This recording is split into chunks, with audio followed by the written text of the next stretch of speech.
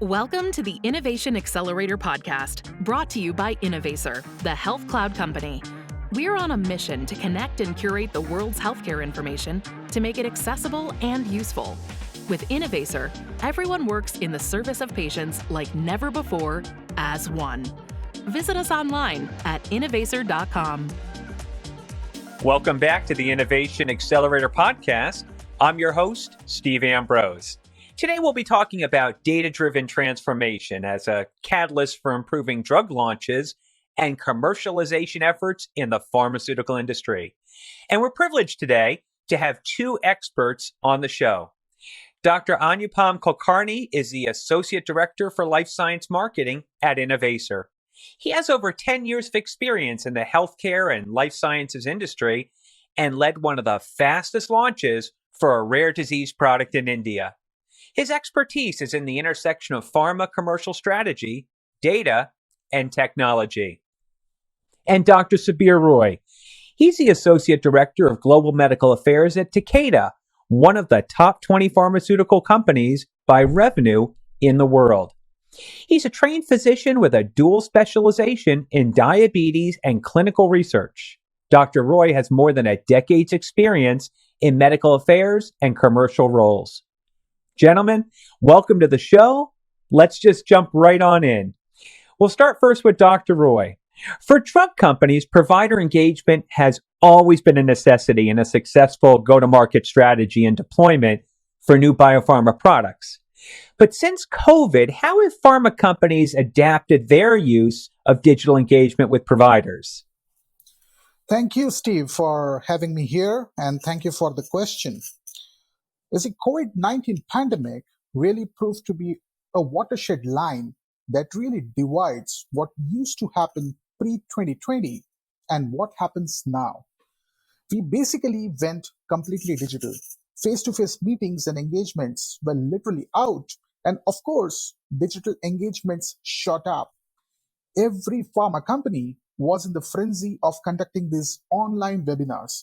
You see, we used to do one event per month per product during the pre-COVID era. And that went up to 2 web events per week per product for many companies. And there were hundreds of webinars happening every day. And I'm a big fan, or I used to be a big fan of these face-to-face interactions pre-COVID.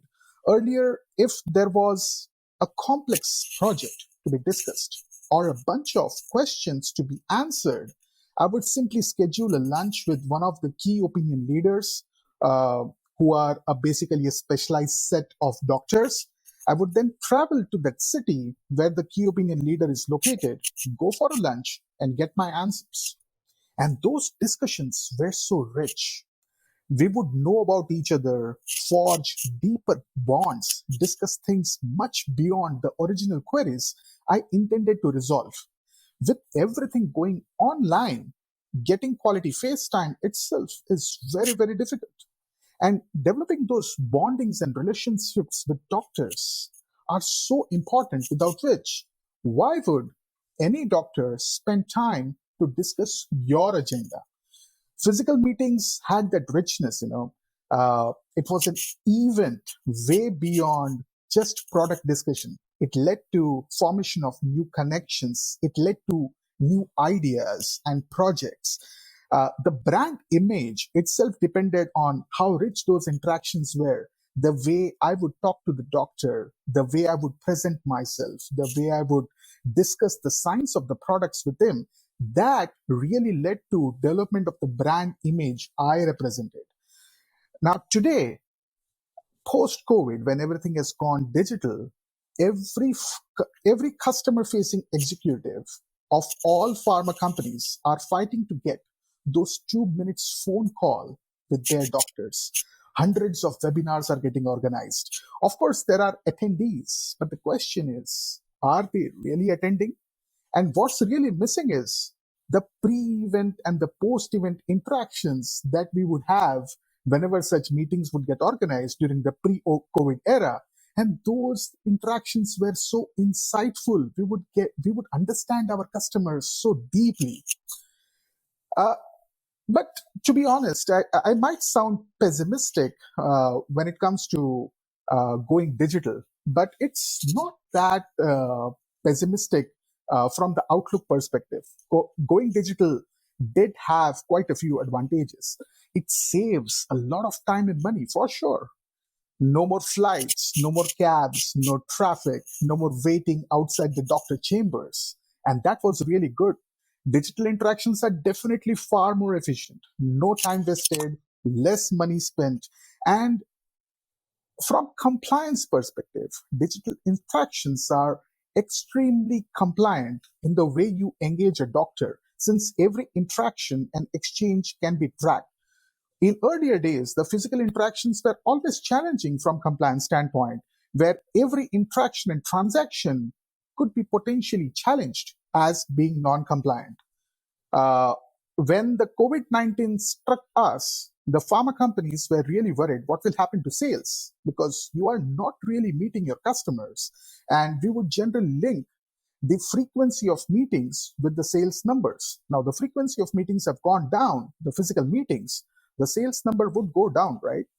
And for many companies, the top line did get impacted because the sales actually came down. But not surprisingly, the bottom line, that is the profit margin, actually grew enormously due to the savings because nobody was traveling, no expenses on hotels or food, etc. Right now, with this new data, many companies are actually questioning if the pre-COVID expenses on travel, etc., was even logical. To be honest, even doctors actually have quickly evolved and embraced this digital way of interacting. And I would give an example. I recently conducted a big digital advisory board with 10 key opinion leaders, and I was pleasantly surprised how efficient it was compared to the earlier physical ones. So I think eventually, when the storm settles down, you will find everyone adopting a hybrid approach with best of physical and digital engagements getting adopted depending on the situation. This is what I feel. So interesting, Dr. Roy. And it really does lead us to look at just how we used to do it in the past and how it's changed so much. That's just fascinating. So, well, this really leads into my next question. And I'll keep with you, Dr. Roy. How have pharma companies capitalized on healthcare provider engagement in addressing the critical challenges of launch and commercialization activities, including, and I'll go through them, drug development, increased competition, and shortening time to market? Healthcare professionals have a very important segment within themselves, which I referred to earlier as key opinion leaders, KOLs. KOLs are the subject matter experts who have a very large following. What they say or prescribe has the potential to drive behaviors and opinions of other healthcare professionals. And hence, these key opinion leaders represent the most important segment of doctors that are actively engaged by pharma companies. And key opinion leaders, they offer important insights that has direct bearing on drug development and commercialization. We generally do advisory board meetings, or maybe sometimes we interview them to learn what might be the most efficient way of doing a clinical trial, or learn about unmet needs in a disease, or how to commercialize a product. Any commercialized medicine, to me, is like a product that follows the typical life cycle of any product. This is something which we learned in our school, right? Any product life cycle has got four kinds of consumers: innovators, early adopters, late adopters, and then you have got the laggards. Most of the healthcare professionals or the doctors are late adopters or might be laggards. But the key opinion leaders are either innovators or early adopters. Now, remember, I told you that key opinion leaders are also the ones who strongly influence the behavior of other doctors. Hmm. Hence, the key opinion leaders, if efficiently engaged, can move the late adopters and the laggards to become early adopters, leading to early commercial success for any medicine. And this is achieved by making the key opinion leaders principal investigators in clinical trials, getting them publish their experience via case studies or case series, or make them talk about their experience in conferences, CMEs, etc. Some companies actually stretch a bit more. They use technology to track prescription behavior of all the healthcare professionals and focus key opinion leader engagement to influence those behaviors which are commercially important. I personally think that excellence in research and development, coupled with the passion to really make a difference in the lives of the patients, is what we should aim for. And key opinion leaders should be engaged with the sole intent of creating positive impact on the patients. And that, according to me, is the key mantra towards commercial success. Interesting. Dr. Kulkarni, you've been a bit quiet here. We're going to get you involved now. I'd like to get your thought on that same question. Yeah, thanks, Steve. I think this is a great question, right? HCP engagement has always been one of the critical ingredients of a successful drug launch. As multiple therapies are coming to the market, addressable patient population is becoming smaller. Hence, it has become important more than ever to have targeted HCP engagement to make them aware about your product, its safety and efficacy profile, and how it differentiates from the competition, etc. Now, HCPs are also vital in other aspects of healthcare value chain. For example, clinical trials, regulatory decision making. When I launched Evrysdi in India, one of the most important aspects for faster approval was the recommendation from the top KOLs, key opinion leaders, as Subir mentioned, who were well aware of scientific data of Evrysdi clinical trials and who had first-hand experience with Evrysdi. Now, you should notice that interaction and engagement with HCPs is extremely important to address critical challenges in the market. As the pharma market continues to get crowded, opportunities for face-to-face or one-to-one interaction with HCPs have reduced significantly, and Subir alluded to that. And COVID has further aggravated this bottleneck. Hence, for me, capitalizing on the limited time which you may get with HCPs has become far more important. In my previous organization, we used to perform an exercise called belief mapping, where we captured all our notes from our interactions with the HCPs and then identified their pain points and unmet needs. And next time, when we got time to interact with the same HCP, we focused on addressing and speaking to those pain points exclusively. It was extremely effective approach to keep the conversations meaningful and to provide value to HCPs through each interaction. Because as you can imagine, even if you get a chance to talk to HCP, you have to keep it, meaningful, and you have to provide value to HCPs. A similar exercise at much larger scale, something like belief mapping, using AI to analyze such data to have targeted and meaningful interaction with HCPs could really differentiate you from the competition. That's what I think. Really, that's really fascinating. And so, Dr. Kulkarni, you mentioned this. You were a part of a team at Roche that had one of the fastest drug to market releases ever. And now you're at Innovaccer as a leader in Innovaccer's life sciences segment.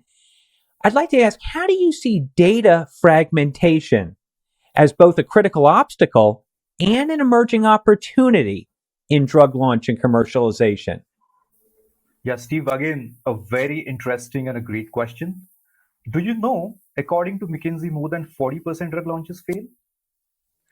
According to me, the ultimate goal for any drug launch is to achieve faster and broader access. What it essentially means is, in the ideal world, as soon as a drug is approved, physicians should identify right patients and prescribe this drug. And then all the payers should immediately reimburse it. But as you can imagine, it plays out very differently in real world. And several drug launches actually fail to meet their revenue expectations. And I can think of 3 reasons for that. First, inadequate understanding of customers. Second, poor differentiation from competing products. And third, insufficient resource allocation. Let me elaborate a little, and then I will connect data with solving these challenges.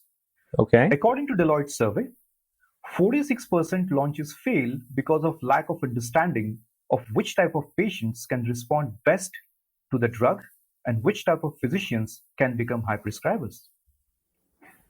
The same survey also indicates nearly half of the products were not able to differentiate and showcase value compared to competitors. And nearly 24% launches failed because of inadequate and non-targeted field force deployment. Now the million-dollar question, which is your question, how can data solve these challenges?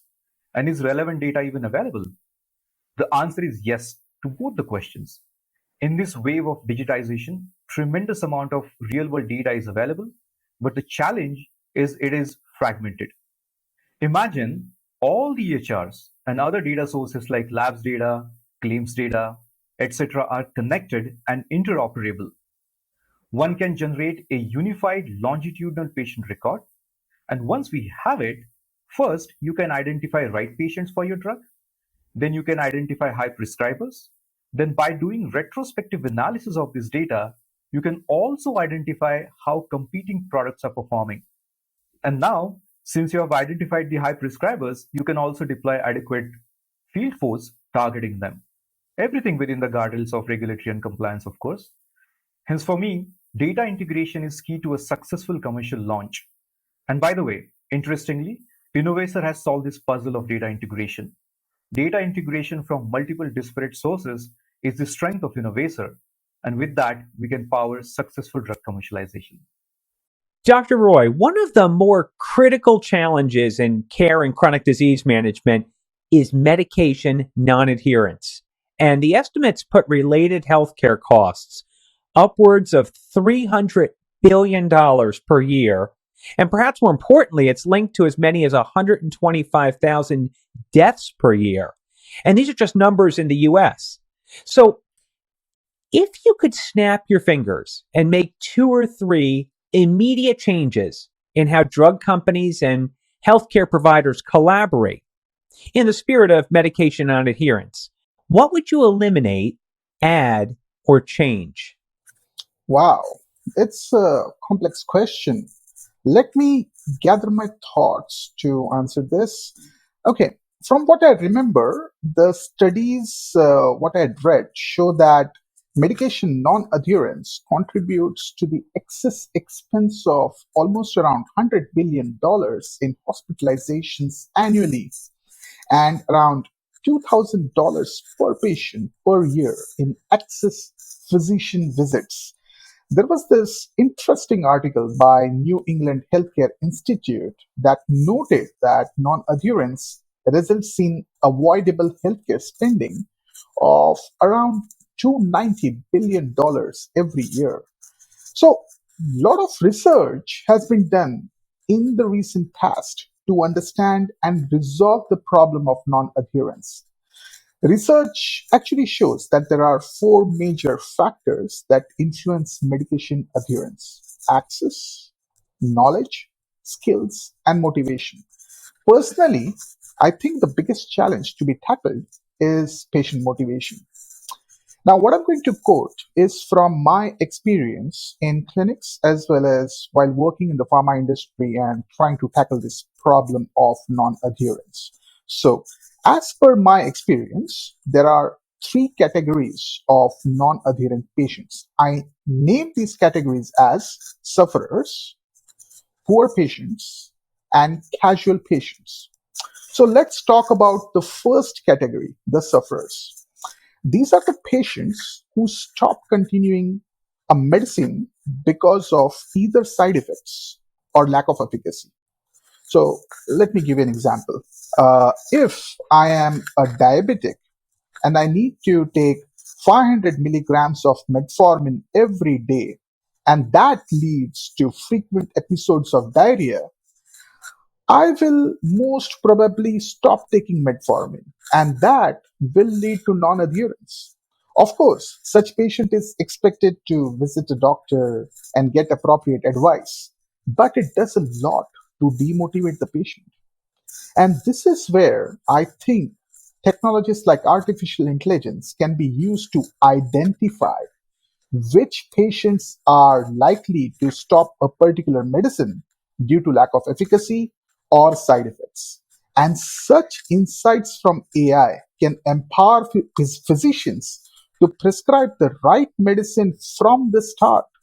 So, for example, uh, it is known that Afro Americans don't respond optimally to regularly used dose of telmisartan. Now, I give an example of telmisartan because it's my favorite drug for treating hypertension. Uh, now, if the AI gives insight to the doctor directly at the start that for this patient you need to give 80 milligrams of telmisartan right from the start, it will lead to more compliance because for that patient, maybe 80 milligrams is optimal dose. And so the lack of efficacy won't be an issue for that patient. So, if the right dose is prescribed right from the start to such a patient, the chance of adherence is much higher. And AI has the power to analyze existing data and give far richer insights about how a medicine will act when given to a particular patient. And the other thought is, can we help these patients who suffer due to a given medicine by giving discounts or some form of incentives so that he is motivated to visit a doctor and change the prescription? Because we do know that non-adherence is going to bite the payers back. That's what the data says. So can we then incentivize them to not to non-adhere? That's a question which I don't have an answer. It will require a detailed analysis by the payers. So that was about the first category, the sufferers. The next category of the patients who are prone to non-adherence are the ones who really cannot afford. So let's talk about US healthcare system. Let's imagine an old patient with limited source of income. He might see the co-payment for a medicine as a financial burden. It's every month cost. It's a chronic disease. Every month he has to spend some amount from his savings so that he's able to afford for that drug, right? So knowing how costly non-adherence can be for the system itself, can there be a business case for insurance companies to waive off copay for this segment of patients who are really poor? I do not know again. It's a point to ponder upon. But let me quickly move to the last category, which I'm really interested in. The reason is this category is the largest category of non-adherence as per my experience. And I call this category as the category of casual patients. These patients, they drop off not because they are suffering, not because they are poor, it's just because they are casual. They are not serious. All right. And according to me, as I said, this is the largest segment. And I would tend to believe that we can use AI to identify and predict how this category looks and who belongs to this category based on the available data. For example, it's my hunch that maybe a person with poor credit score or maybe somebody with a history of defaults on credit card payment is most likely to be a case of casual non-adherence to medicines as well. For this category, according to me, we need to gamify with target driven incentives and penalties. For example, let's say we have a patient who we think will fall into the casual category. If that patient adheres to his anti diabetic medications for 6 months continuously, can he get cash incentives on his HSA account, or can there be some tax benefits to him so that it keeps him motivated to be serious about adhering to his medications? A lot can be done to incentivize adherence of this group, according to me. And we know that adherence will eventually end up saving money for the payers themselves. Okay, this question is for both of you. How do you each see artificial intelligence working within processes and real world data as a critical tool for improving launch and commercial performance? And we'll start with Dr. Roy. All right. So I think this would be my favorite question because I have Ah, been working on AI-led solutions for healthcare industries since quite some time now. And according to me, AI can be used to optimize and improve each and every aspect of a drug's journey, right from discovery to commercialization and access. So, for example, using AI, one can predict which molecular targets have highest likelihood of efficacy with minimal safety concerns. This can tremendously reduce the amount of time and resources spent in drug discovery. It can sometimes take decades to find the right target molecule to combat a disease, and AI can do so much in that area. Drugs passing initial stages of clinical trials often fail in later stages. This is exactly where Anupam was referring earlier that drugs fail when they move from discovery towards commercialization. AI can be integrated with clinical trials to discover signals that might avoid last minute surprises and make trials more adaptive, more flexible. You can change the statistical analysis used for evaluating the objectives of the clinical trial, which we nowadays call as adaptive clinical designs. Also, AI can be used for developing pricing strategies. For example, you can have artificial intelligence led conjoint analysis based on current data from studies and incremental cost effectiveness ratios of current competitors. And together, AI can then define pricing, which will be easily accepted by any peer because that's the most efficient pricing for that particular product. Just like Amazon uses customer browsing behaviors to automate marketing strategies, maybe one day artificial intelligence will help healthcare to optimally commercialize drugs by defining the right customer segments. Today, we depend on surveys and interviews to make our decisions regarding customer segmentation, which can be sometimes inaccurate. I have been actually in a project where we embarked on mapping genomic hotspots to decrease costs involved in diagnosis, which had direct link to the commercialization of the drug. For example, Dr. Kulkarni, in his previous role in Roche, worked for a drug which is used for treating a rare disease called SMA, spinal muscular atrophy. Now, SMA is a genetic disease, and the diagnosis is very, very costly. You cannot just keep screening everyone to identify the SMA patients. It's a rare disease, and such universal screening will be extremely costly. Now, what if you asked artificial intelligence to find browsing patterns of parents of kids who have SMA and then use that AI to find geographies where SMA might be highly prevalent? And maybe then we can launch screening programs only in these geographies, making screening much more cost effective. I'm currently working with MIT on a project where we are developing an artificial intelligence based algorithm that will tell if a patient is suffering from Fabry disease just by looking at the ECG. Currently, the diagnosis of this disease is a rare event. It generally gets delayed by around 15-20 years, and by the time it's detected, the patient already has developed lots of complications. With this initiative, we are hoping that we are going to speed warp the diagnosis by almost 400%. But let's see, who hmm. knows? Wow. That's fascinating. That is really amazing. Well, let me jump back to you, Dr. Kulkarni. So, why don't you take a crack at this question as well? Maybe just kind of follow up with what Dr. Roy had answered. Absolutely. And I totally agree with Dr. Subir Roy. And as I mentioned before, a successful commercialization of a drug is equal to faster and broader access. Now, one of the reasons for limited access is the skyrocketing drug prices. So, a price reduction could very well drive faster and broader uptake of the drug, which would be called possibly as a successful commercialization. Now, here is the reason why drug prices are skyrocketing. And I'll allude to some of the points Subir just mentioned. Generally, the entire drug development process from drug discovery to market launch can take up to 12 years and can cost more than $2 billion. According to Nature, pharmaceutical companies are spending more and more.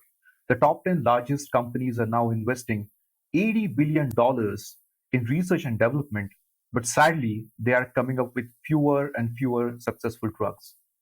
Just to put it in perspective, 10 years ago, every dollar that was invested in research and development gave a return of 10 cents, but today it is just 2 cents. Hence, for me, drug commercialization, rather a successful drug commercialization, starts right at the beginning with efficient and cost-effective drug discovery. And not surprisingly, real-world data and AI can play a tremendous role throughout the pharma value chain from drug discovery to actual commercialization to make this entire journey efficient and cost-effective. And I want to give you an example. First, using AI and real-world data like unified patient records, you can now identify patient cohorts with high unmet need quickly, then reduce lead optimization time from years to months, and then expedite patient enrollment to clinical trials faster. After that, you can also develop real-world evidence for regulatory and reimbursement purposes, and finally, identify and target right stakeholders with right message. This will in turn achieve faster drug development, faster market entry, and ultimately faster reimbursement. Many companies are currently working on these use cases. AI is already playing an extremely important role in drug commercialization, and it will only become more important going forward. So, jumping back to you, Dr. Roy, I want to ask, what are the regulatory and compliance implications for technology adoption in drug commercialization? From regulatory and compliance standpoint, technology can be either a boon or a beast, depending on how you use it. I would like to believe that I'm an optimist, so let me start by speaking on the positive aspects. Using technology like machine learning and deep neural networks, we can regularize so many processes that are prone to human led errors. For example, drug approvals depend on evaluation of data in terms of efficacy and safety. What might appear approvable for one expert might appear non approvable to other. Hence, you see differences in voting panels for FDA. Using technology, such subjectivities can be just wiped off. I truly believe that when data is large and complex, machines will do much better job than human experts. This will also reduce time to approval. Compliance can actually use machine learning just like banks use to detect credit card frauds. And from what I hear, such usage has already started. While I'm so optimistic about technology over human experts, we do have to remember that technology works on data. There is a concept called GIGO. It's an acronym for garbage in, garbage out. The economic market crash of 2009 was a typical example. Bank relied on an algorithm driven index called VAR that defined financial health and stability. And hence, they couldn't see the crash coming because they over relied on this algorithm. Problem was that the algorithm was never fed with accurate information regarding real estate market of that period. Also, we have to be careful about how technology gives predictions because these predictions are based on associations. But the causality of these associations has to be interpreted by us and it cannot be left to technology. For example, machine learning can reveal that an anti diabetic drug is associated with heart attacks, and we have to determine the causality. Maybe the anti diabetic drug is generally taken by people more than 60 years of age, and age more than 60 years is also associated with heart attacks. So now the question is, did the drug cause the heart attack? Or was it that these people beyond the age of 60 years were already prone to get heart attacks, right? The other challenge is data privacy, and that remains unanswered with technology. We might anonymize data by removing all the identifiers. But the question is, can machine learning be so intelligent that it can reverse engineer the patterns and take the data back to the patients and identify the patients? We do not know that. I personally don't think so, but we do not know that. Similarly, will machine learning start interfering with personal lives of patients by predicting insights that are really private to any patient? Amazon algorithms are really powerful in those directions. They know my buying behavior better than myself. And some of these behaviors I would really like to keep private to myself, right? Then there is this fear of technology misuse where potentially one can hack into cardiac implants of patients and control the cardiac rhythm of the patients. Oh, These are geez. scary. Oh, my Yeah, gosh. I know it sounds scary, but who knows? These are all possibilities, and hence in healthcare, the entire system moves very carefully in terms of adopting any technology. So there are positives and there are not so positives. But I can say for sure one thing: artificial intelligence is on its way to transform compliance and regulatory mechanisms for sure. Dr. Roy, this has been a great show. I'd like to go ahead and ask you this. Can you speak to the types and levels of gaps in patient information, which would more greatly help pharma companies with commercialization and go to market results? Well, I don't think there is lack of data. I think the major issue lies with the access of this data. You see, patient consent is required for each instance of data access. So, for example, if the patient data is in Europe, it is nearly impossible to take this data to US for any aggregated analysis. Patient data from one study can be used for another study. You'll have to reach out to the same patients once more, seek their consent again, so that the same data can be used for some other study. And this is a major reason why, even within one company, one project cannot use data from another project. Different parts of the same company might be working on the same project or might have worked on the same project at different time points, but it would be generally a nightmare to integrate all this data for a single mega analysis. And this inefficiency of access simply doesn't make sense. We definitely need simpler regulations for accessing data.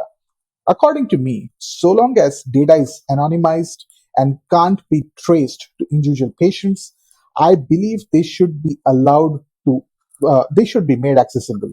And I personally think Google and Facebook, they actually have more actionable data than any pharma company.